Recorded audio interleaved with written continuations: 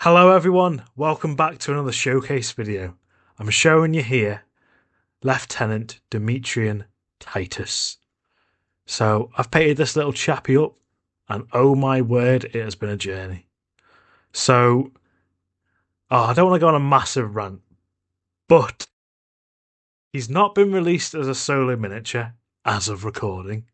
You could only get him as part of a recruit set that was only available in the shops for one day only, until it's sold out.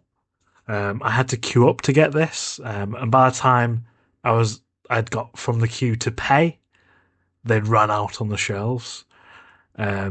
Cracked open the box, and the model itself doesn't actually match Titus in the game. So if you notice in the game artwork, you'll have to, open up a tab or whatever. He holds his chainsword with the right hand. And I was building this on live stream, and as we found out, no Primaris hold chainswords with the right hand, apparently. Obviously, there might be an exception, but I had no kits with a right-handed chainsword. I tried amending it. I got like 4 different arms and tried to make a chainsword that matched. I gave up in the end. His gun's different in the artwork. He doesn't have a bolter, whatever this one is, whatever the new name is.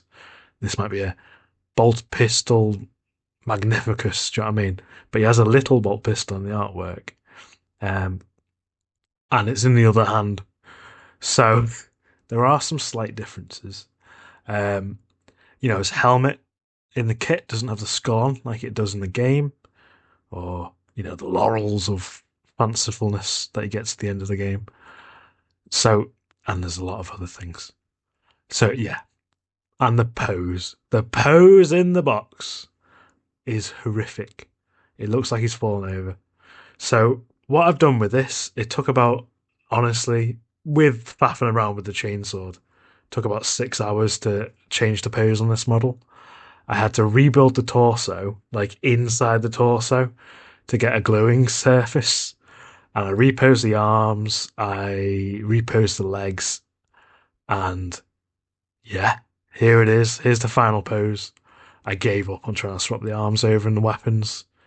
I just thought, I want a nice finished model. What they did do that is perfect is the shoulder pad. The shoulder pad looks exactly like the game one. The Purity Seal placement's different, but whatever. So yeah, this is my paint job. I painted it in my usual style, my usual way of painting Ultramarines. Tutorials on the channel. I did a oil wash weathering on the lower legs.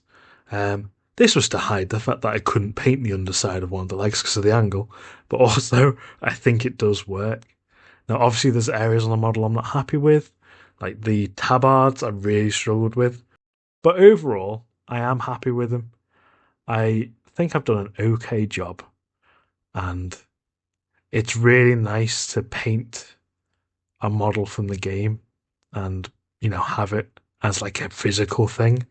I absolutely loved Space Marine 2, and it's so nice to have Titus in my little collection of Warhammers.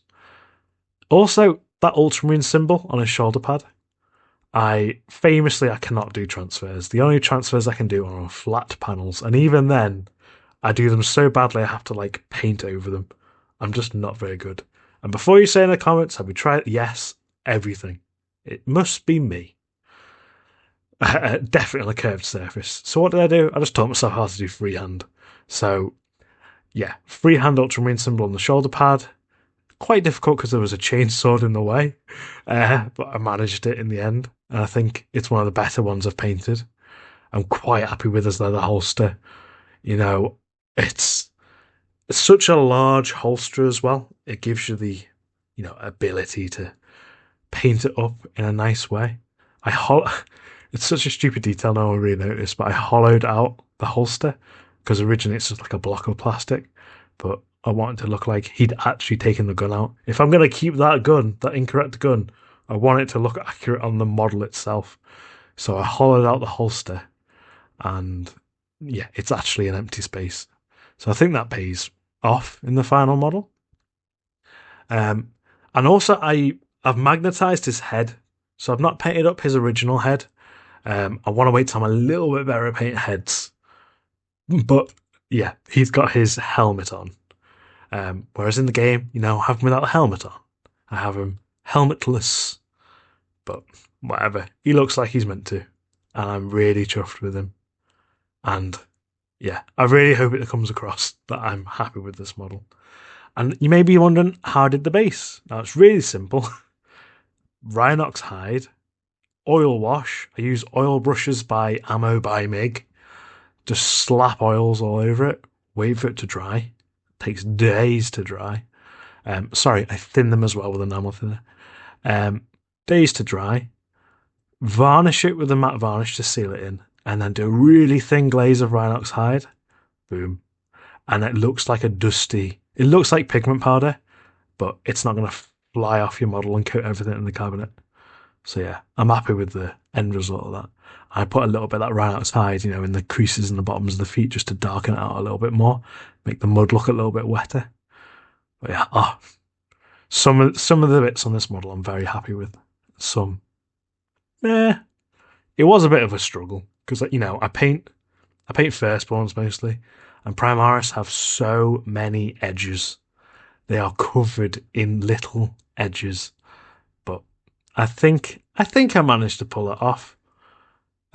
Also, another thing. I paint my weapons red.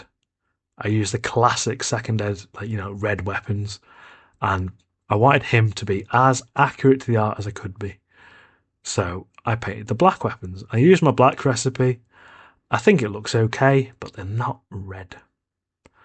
But yeah, thank you so much for watching. I really hope you enjoyed the video. Please like, subscribe, and let me know what you thought in the comments. I'll see you next time. Bye. Bye. Bye. Bye. Bye.